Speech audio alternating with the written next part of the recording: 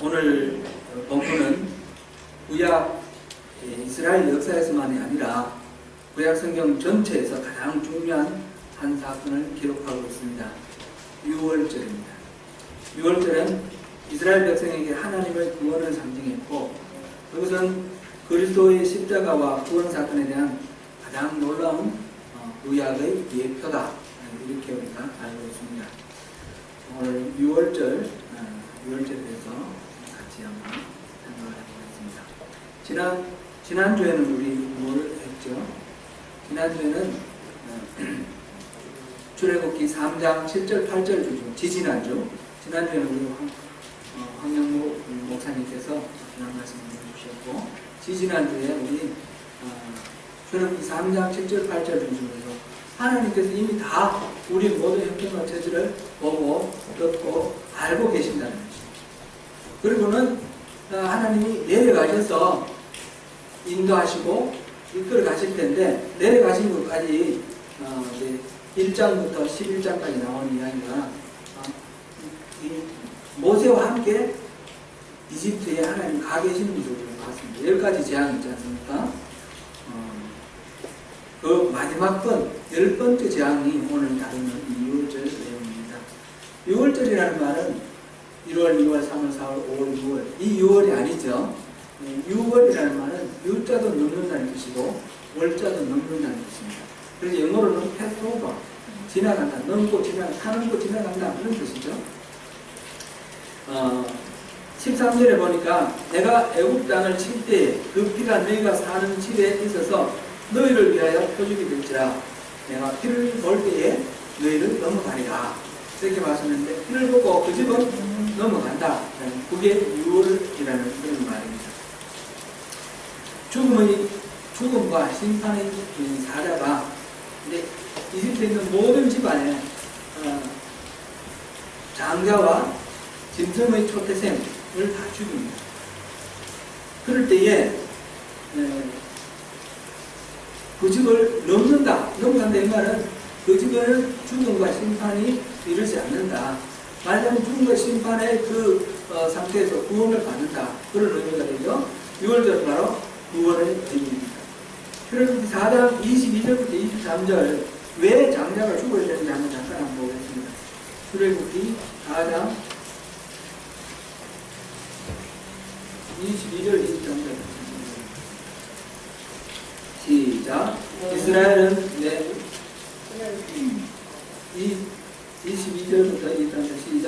너는 바로 여호와의 말씀에 이스라엘은 내 아들 되었노라. 내가 너희를 내 아들을 보내주어 나를 섬기게 하라 하고, 내가 너희 길을 거절하니 내가 내 아들에게 장자를 죽이라 하셨다 하시니라. 아멘.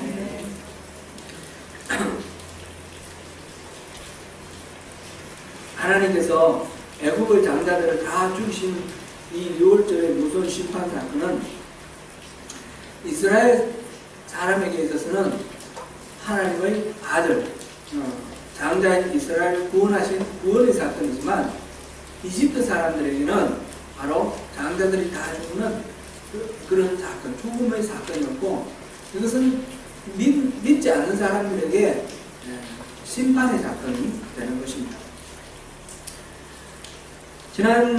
지난주에 본 그것, 보고, 듣고, 알고, 지난주에 본 거, 알고, 그 상태에서 이제 하나님께서 우리를 건져내시는 장면이 오늘 6월절에 해당되는데,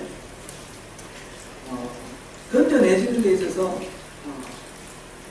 어떤 사람은 건져내고 어떤 사람은 건져내지 않느냐, 이 구별의 기준이 뭔가, 이것을 우리 한번 살펴볼 필요가 있습니다. 사실 그 앞에서 9번째까지 재앙이 있을 동안에도 이스라엘 사람하고 이집트 사람하고는 처음에는 같았지만 나중에는 이 차별이 생깁니다. 우박이 내리는 때 고생 따면 안 되잖아요.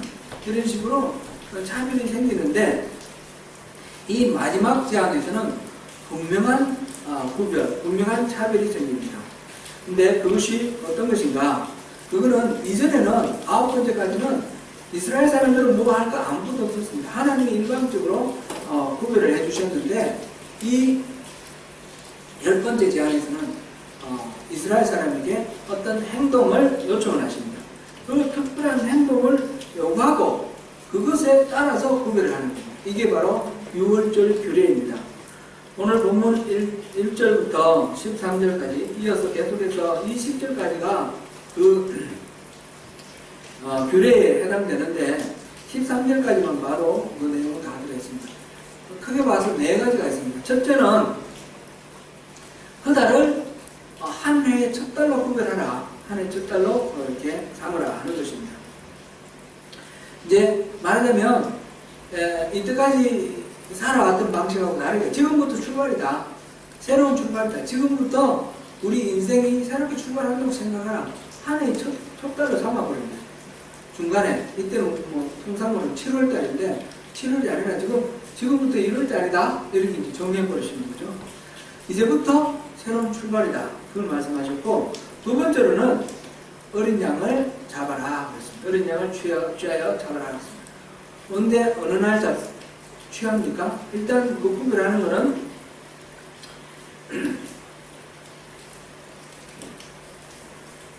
잡는 거는 선택하는 건 언제입니까? 3절에 너희는 이스라엘 온 회중에게 말하여 이르라. 이달 열흘에 너희 각자가 어린 양을 취할지니 10일날 어린 양을 선택을 합니다. 1년 된 흠없는 어린 양을 선택을 합니다. 그리고 수컷을 하라. 5절에 있고요. 그리고 이거는 언제 잡습니까? 오늘 다음에 나올 세 번째 나오는데, 세 번째는 이 어린 양을 잡죠. 죽이죠. 잡는데 언제 잡습니까? 14일날 잡습니다. 그죠? 그러니까 10일날 선택을 하고 14일날 잡습니다. 지금 죽고 사는 이런 중요한 문제입니다. 어린 양을 잡아서 그 피를 바르는 이 일이 생명에 관련된 일입니다. 그래서 미리 4일 전에 잡아서 이렇게 준비하는, 그걸 잡아놓고 그냥 가만히 있지 않을 것 아닙니까? 무슨 일이 날 것인지 아직 알지는 못하지만 그것을 묵상하면서 기다리고 하나님의 일하심을 기다리면서 하나님의 자비와 은혜를 구하는 그 기도의 시간으로 4일 동안 보내는 겁니다. 이제 이게 해마다 6월절이 반복될 때도 똑같은 방식으로 그 4일을 보내면 준비하면서 보내겠죠. 그리고 이제 세 번째가 그 양을 잡아라는 것입니다. 잡아서 문 임방과 설주에 바르라. 문 임방은 이제 문이 이렇게 되어 있으면 양쪽은 설주고 이거는 임방이죠. 임방에 바르고 바깥에서 봤을 때 문을 돌아가면서 다 피로 발라놓으라. 그런 얘기죠. 우슬초 묶음으로 피를 찍어서 뿌리라고 했는데, 우슬초는 정결 의식을 할 때 항상 피를 뿌리고 하는 그런 도구입니다. 하나님께서 이 임방과 좌우 우슬주에 발라진 이 피를 보고 그 피를 볼 때 지나가겠다 하셨기 때문에 이 집은 양을 죽인 집입니다. 하나님 뜻에 따라서 양을 죽인 집입니다 라는 것을 표시하는 것이 피입니다. 네 번째로는 뭡니까? 그 고기를 구워서 먹으라고 했습니다. 무엇과 같이 먹습니까? 무교병과 선나물. 무교병과 선나물. 무교병은 이 반려하지 않은 빵이기 때문에 맛도 없고 딱딱하고 그럴 겁니다. 이 반려할 시간이 없다라는 것을 의미하기도 하고, 맛을 탐하지 않고 그냥 꼭 필요한 것들만 취하는 그런 의미도 있습니다. 선나물은 애국에서 겪었던 그 고초와 고난을 상징하는 그런 것입니다. 이 두 가지가 다 회개를 의미하며 우리 안에 있는 죄를 드러낸다, 그런 의미를 갖고 있습니다. 그리고 이 고기를 밤새 먹고 아침까지 남기지 말라고 했습니다. 남는 것을 다 태우라고 했고, 그 어린 양 한 마리를 다 먹기에 이 식구들의 숫자가 부족하면 이웃 집하고 같이 먹으라는 거죠. 같이 먹고 그렇게 해서 그 어린 양의 고기를 다 먹어라 그랬습니다. 이 고기가 어린 양의 고기인데, 바로 어린 양의 고기가 바로 어린 양이 바로 예수님을 예표하는 거다, 그렇게 알고 있는데, 성경에도 그렇게 나와 있고 해석되어 있고요. 알고 있는 말에서 그렇게 말씀드립니다. 어린 양의 고기를 나눠 먹는다 하는 것은 바로 예수님의 살을 먹는다, 이런 의미죠. 우리 성찬식 할 때 예수님의 살과 피를 나눠 먹지 않습니까? 바로 6월절 이 일을 의미를 되새기는 것입니다. 그리고 허리띠를 끼고 금방이라도 스탠바이가 있다가 가야 하는데 가라 하면 바로 출발할 수 있는 그런 자세로 그 다음에 밥을 먹습니다. 보통 이때 사람들은 밥 먹을 때 누워서 빈도시 누워서 먹는 것이 일반적인 습관인데 그것이 아니라 띠를 끼고 서서 이렇게 먹는 언제든지 주님의 부르심에 응답하겠다는 그런 자세를 마음 자세를 가지고 그렇게 식사를 합니다. 이렇게 우리 12장은 이 6월절은 출애굽기 그리고 모세오경 전체의 중요한 분기점이 됩니다. 11장까지는 하나님이 일방적으로 은혜를 베풀어 주셨고 12장, 그다음 13장, 14장 이제 홍해를 건너가고 이런데 여기에는 하나님 일방적으로 은혜를 베풀어 주시는 것만이 아니라 은혜를 베풀어 주시면서 거기에 합당한 책임 있는 반응을 요구를 하십니다.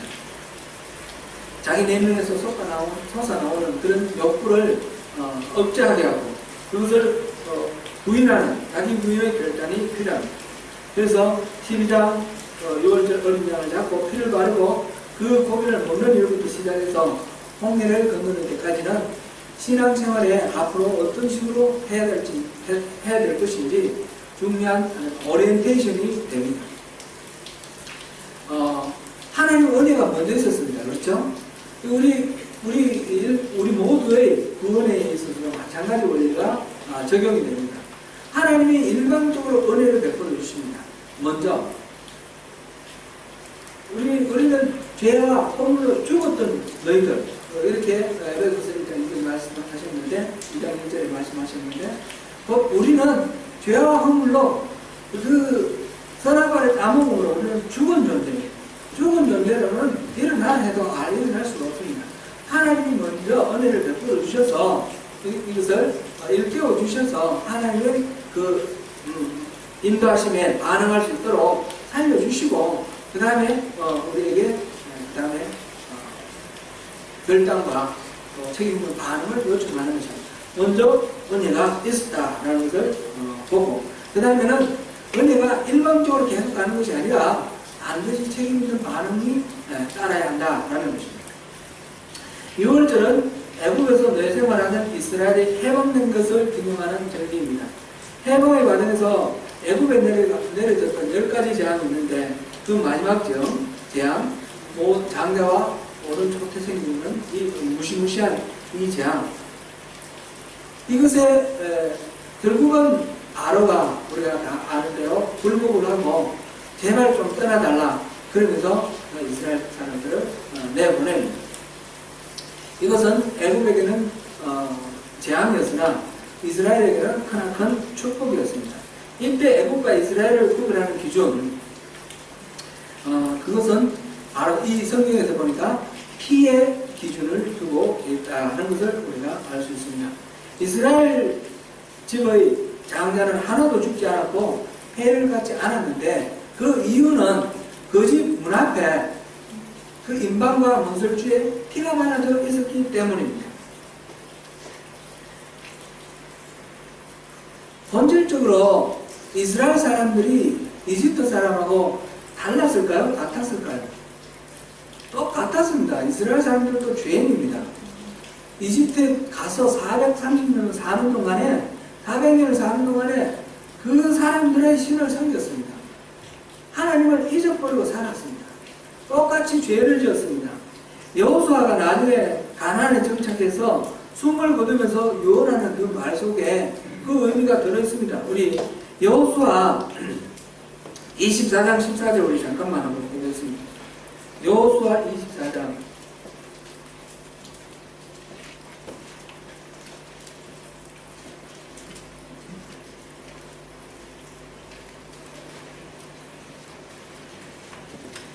24장 14절입니다.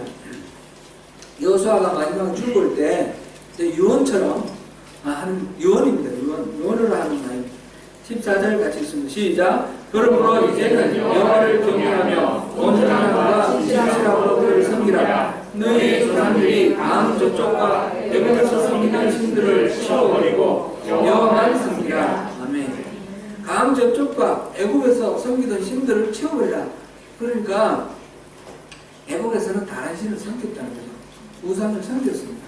모세가 하나님이 나를 보냈다 해서 이스라엘 사람들을 일깨우지만 모세 말을 안 듣고 계속해서 따져보고 물어보고 그렇게 하는 이스라엘 사람들의 반응 통해서도 우리가 알 수 있고 이 여호수아의 말을 통해서 알 수 있습니다. 하나님의 심판이 만약 죄에 대한 심판이랍니다. 죄는 전부 심판받아 죽는 것이 우리 정해진 하나님의 원칙인데 그래서 심판받는 거라면 이스라엘 사람들은 죽어야 마땅합니까?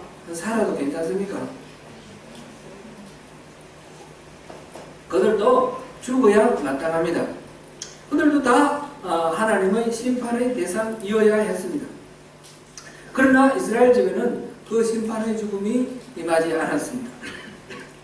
그 이유는 단 한 가지, 피 때문입니다.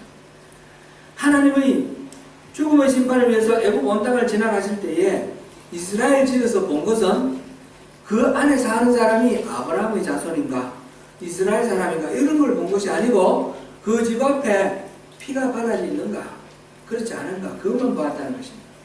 실제로 그 집 안에는 이스라엘 사람만 있었던 것이 아니고 온갖 잡족들이 같이 있었다 그랬습니다.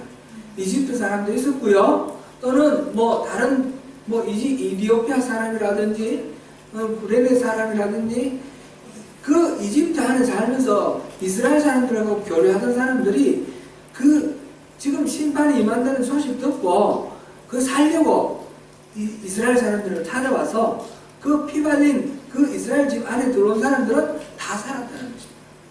본 것은 하나님이 본 것은 그 안에 누가 사느냐가 아니라 피였습니다.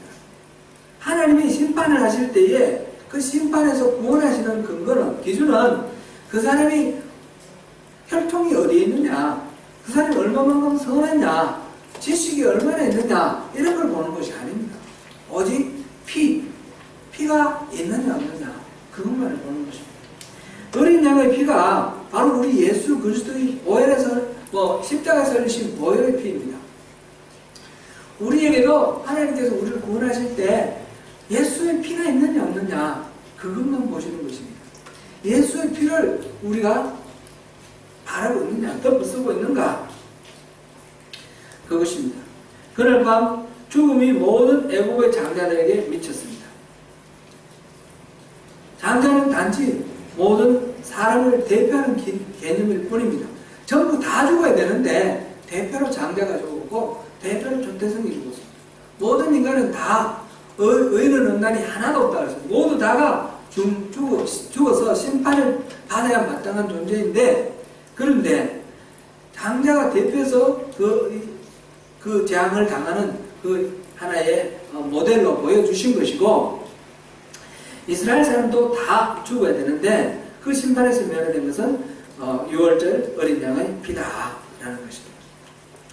그것이 바로 우리 십자가에서 죽으신 어린 양 예수 그리스도의 피 그 공로로 우리가 구원받는다는 것입니다.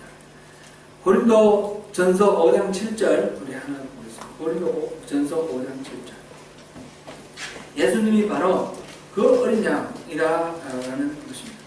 고린도 전서 5장 7절 말씀입니다. 같이 읽습니다. 시작. 너희는 누룩 없는 자인데 새 덩어리가 되기 위하여 묵은 누룩을 내버리라. 그게 6월절 양 곧 그리스도께서 희생되셨느니라. 예수님을 6월절 양 이렇게 표현했습니다. 첫 6월절에 이스라엘 집의 문 좌우 설주와 임방에 칠해진 어린 양의 피는 그리스도께서 흘리신 십자가에서 흘리신 그 보혈의 피를 미리 나타내 보여주는 예표입니다. 하나님께서 심판을 행하실 때 주목하시는 표적은 바로 이 보혈의 피다라는 이것입니다.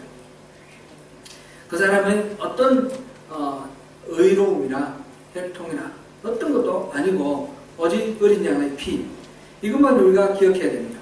성경은 놀라울 정도로 이것을 분명하게 설명을 하고 있습니다. 출애굽기 12장에는 어린 양이라는 말이 좀 나오는데, 어린 양이라는 말 속에 복수로 이렇게 기록된 것이 없습니다. 전부 단수로 기록되어 있습니다. 수많은 이스라엘 사람들이 집집이 어린 양을 잡는데 단수로만 기록하고 있습니다. 어린 양들이라 안 하고 어린 양이라고 그렇게 했습니다. 이것은 그날에 죽은 어린 양들은 모두 다 오직 한 분 그리스도 예수 그분을 가리키고 있으며, 하나님 아버지의 마음에는 오직 그리스도 한 분밖에 없다라는 것을 나타내는 것입니다. 하나님께서 어린 양의 피가 칠해진 이스라엘 집을 그냥 넘어가신 것은 그 피가 발라진 이스라엘 집에는 이미 심판이 행해졌기 때문입니다. 죄의 값을 지불했기 때문입니다. 그 양들이 죽으면서 그 이스라엘 사람들의 죄의 값을 대신 지불해 준 것입니다. 그 양들이 바로 예수님을 예표하고, 예수님의 죽으심, 십자가의 죽으심은 실질적으로 예수님이 오시기 전에 그 과거에 있었던 모든 사람들의 그 죄와 예수님 당시 모든 사람들의 죄와 예수님 이후에 오늘날 그리고 미래에 있는 모든 인간의 모든 인류의 그 모든 죄를 다 지고 그 죄값을 지불하시기 위해서 십자가에서 죽으신 것입니다. 예수님이 심판받으셨습니다.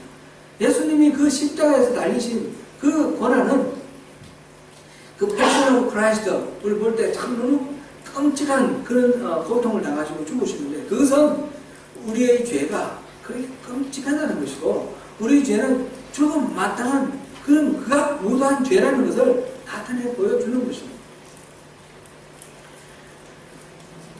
그 피에 무슨 능력이 있어서 그런 것이 아닙니다. 피를 보고 지나간다, 우리 예수의 피를 우리 보혈의 능력을 입는다, 이 말이 이 피 자체가 무슨 주술적인 능력을 갖고 있다 이런 뜻은 아닙니다. 그 피를 보는 사람들의 마음, 그것을 피로 이렇게 표현하고 있습니다.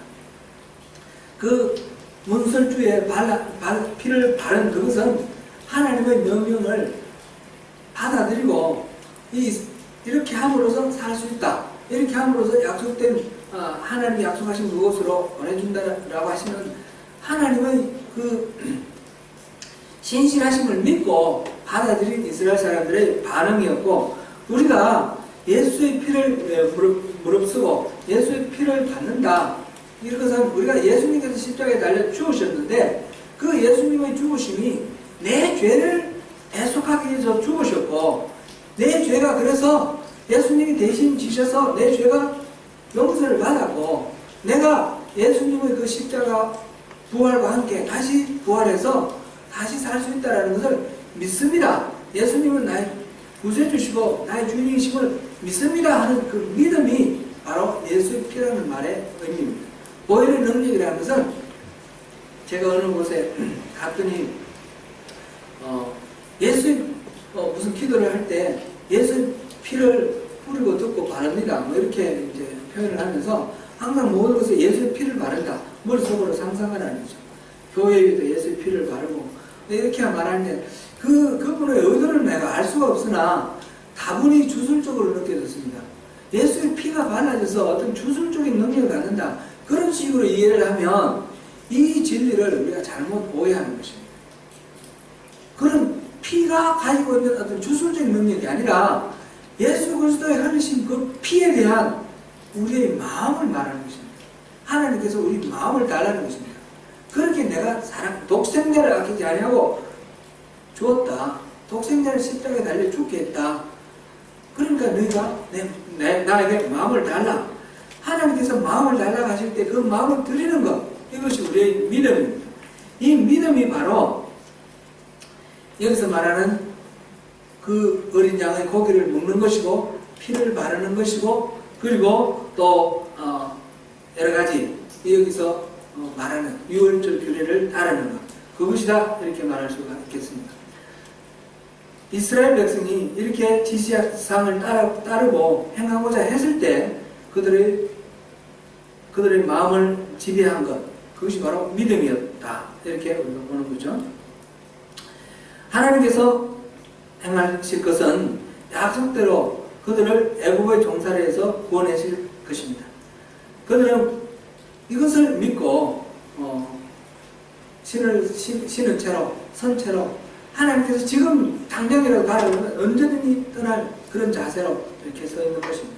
이게 이제 말하자면 오늘날 우리에게서는 종말론적 신앙이다 이렇게 볼 수 있습니다. 하나님 지금 부르시면 지금 당장 주님께 할렐루야 아멘 하고 달려갈 수 있는 그런 마음을 우리가 늘 갖고 있어야 된다는 것입니다. 종말이라는 것은 이상한 사람들 몇월 며칠 날 종말이 온다 대비하라 이런 게 아니고 언제 오실지 모릅니다. 주님은 도적같이 오신다 그랬습니다. 그럴 때에 언제 오실지 모르는 그 순간에 내가 주님 앞에 서기에 떳떳하게 살아가는 것이죠. 내가 죄 짓는 순간에 주님 앞에 서면 얼마나 부끄럽고 얼마나 무섭습니까? 그러니까 항상 깨어있어서 주님이 언제 부르실 때라도 달려갈 수 있는, 그래서 지금 선차로 음식을 먹으라 이렇게 말하는 것입니다. 하나님께서 이스라엘 백성에게 요구하는 것은 오직 이 믿음 하나였고, 하나님께서 우리에게 요청하시는 것, 그것도 오직 구원을 위해서 우리에게 필요한 것은 오직 믿음 하나입니다. 하나님이 은혜로 우리가 믿을 때 구원해 하시도록 하나님이 길을 열어놓으셨습니다. 은혜가 먼저 있고, 그리고 우리가 믿음으로 구원을 받는 것입니다. 믿음은 피에 대한 미심적인 믿음이 아닙니다. 그리스도께서 이미 나를 대신해서 심판을 받으셨다는 것을 알고 받아들이는 것입니다. 하나님의 약속에 대해서 하나님 신실하심을 믿고 받아들이는 것입니다. 27절에 보면 6월절 제사라는 그런 표현을 썼습니다. 6월절 제사라는 것은 어린 양을 희생 제물로 하나님께 바쳤다라는 그런 뜻입니다. 6월절은 본질적으로 제사의 의미를 갖고 있습니다. 동물의 피를 흘려야 할 경우에 이스라엘 사람들은 본질적으로 그 동물을 하나님이 받으신다라는 그런 개념으로 그렇게 드립니다.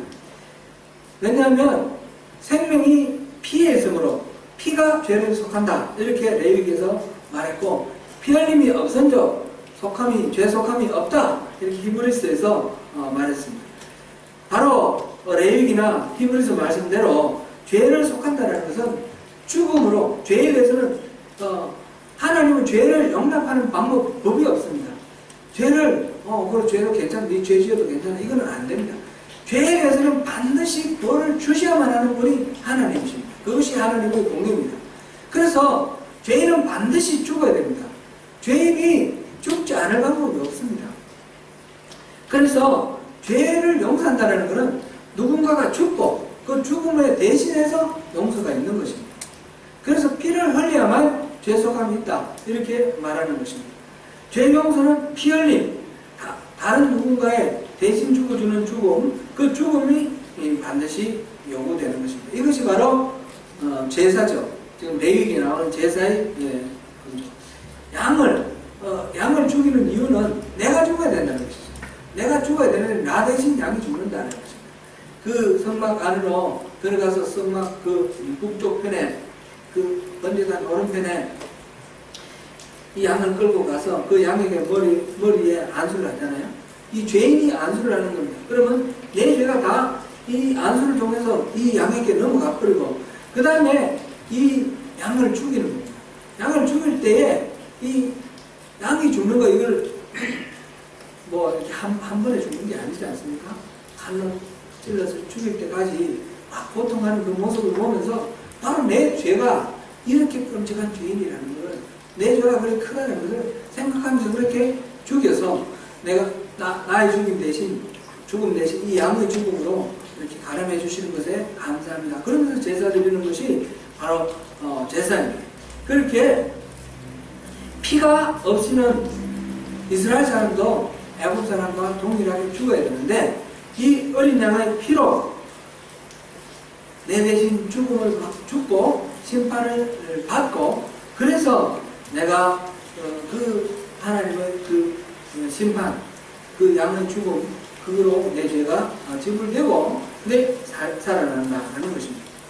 그러므로 우리가 구원받는 것은 오직 어린 양의 피, 그 피의 능력, 그 보혈의 공로로 우리가 구원받는 것인데, 그 보혈의 공로, 앞서도 말씀드렸듯이 그것의 어떤 미신적인 주술적인 그런 능력이 아니라 그 보혈의 의미를 우리가 받아들이고 인정하고 그 하나님의 그 사랑과 은혜를 우리가 믿고 따를 때에 그 믿음으로 인해서, 보혈의 공로는 다른 말로 표현하면 믿음이다 이렇게 말할 수 있습니다. 그 믿음으로 우리가 구원을 받는 것입니다. 나를 대신해서 그리스도께서 십자가의 죽임을 당하시고 피를 흘리셨기 때문에 그 피가 증거가 되어서 하나님께서는 나를 심판하지 않으시고 용서하셨으며 하나님의 자녀가 되게 하셨다. 나는 그 사실을 전적으로 알고 그 사실을 믿는다 하는 이러한 우리의 마음으로 받아들이는 믿음, 이것이 우리를 구원하게 하는 것입니다. 우리가 십자가, 우리가 이제 죽어서 이제 천국으로 갈 때에 천국 문 앞에 베드로가 지킨다고 그러잖아요. 이건 실제 아니지만 우하지만 우리가 한번 생각을 해봐요. 그 베드로가 지키는데 우리가 들어가려고 그러면 너 왜 여기 왔어? 나 여기 가야 됩니다. 너 무슨 자격으로 오냐? 그때 우리가 뭐라고 말합니까? 우리가 그게 천국에 들어갈 수 있는 자격은 오직 하나예요. 그 6월절 죽음의 사자가 이스라엘 사람들이 지나갈 때 그 좌우 문설주와 임방에 발라진 그 피를 보고 지나간 것처럼 우리의 인생에 좌우 문설주와 임방에 발라진 피, 어린 양의 피, 그것을 보고 통과를 시켜주신다는 것입니다. 그 피는 바로 우리 주님 예수님이 나의 죄를 위해서 죽으셨다는 것입니다. 우리 십자가를 보면 뭐가 생각난다고 했습니까? 두 가지. 첫째는 나의 죄, 둘째는 하나님의 사랑. 이 십자가를 볼 때마다 내 죄가 십자가를 지고 죽어야 될 만큼 극악무도한 죄라는 것을 생각하고, 두 번째로는 하나님의 사랑, 그런 극악무도한 나를 위해서 독생자를 아낌없이 내어주시고 십자가에 죽게 하신 하나님의 그 사랑, 나의 죄와 하나님의 그 무궁무진한 그 사랑, 그 사랑을 우리가 보는 것입니다. 내 죄를 인정하지 않으면 그 은혜를 알 수가 없습니다. 내 죄에만 빠져있어도 안 되는 것입니다. 내 죄가 너무너무 큰 죄라는 것을 알고, 그와 동시에 하나님의 사랑은 그 죄를 덮고도 남는 너무너무 큰 사랑이라는 것, 그것을 아는 것이 우리 구원입니다. 그 구원을, 그래서 우리가 많은 죄가 있음에도 불구하고 끊임없이 회개하고 반복해서 저지르는 죄로 인하여 고통하지만, 그러나 하나님의 사랑이 더 큰 것을 우리가 확신하기 때문에 그 확신 속에서 우리 구원의 기쁨을 누리는 것입니다. 사랑하는 성도 여러분, 우리가 숨을 곳은 오직 6월절 어린 양신 그리스도의 피밖에 없습니다. 오늘 신약의 성도들도 구약의 성도들과 마찬가지로 그 피를 믿는 믿음으로 하나님의 백성이 됩니다. 그 밤에 이스라엘 백성들이 믿음으로 반응하여 어린 양의 피를 취하여 용설주와 임방에 바른 것처럼 오늘 우리의 믿음도 그와 동일합니다. 하나님께서 요구하시는 믿음은 이것입니다. 그리스도께서 6월절 어린 양으로 오셔서 나를 대신하여 십자가에서 피를 다 쏟으시고 하나님이 심판을 받으셨다는 사실을 압니다. 그리고 그것을 믿습니다. 내가 심판을 받아 피 흘리고 죽어야 할 그 자리에 주님께서 대신 서셨습니다. 그리스도께서 나를 구원하셨습니다. 이것을 믿고 받아들이는 믿음, 이 믿음이, 이것이 바로 그리스도의 피의 능력, 보혈의 능력입니다. 그 피로 우리 생의 문설주와 임방에 바르고 그 믿음 안에서 살아가는 저와 여러분들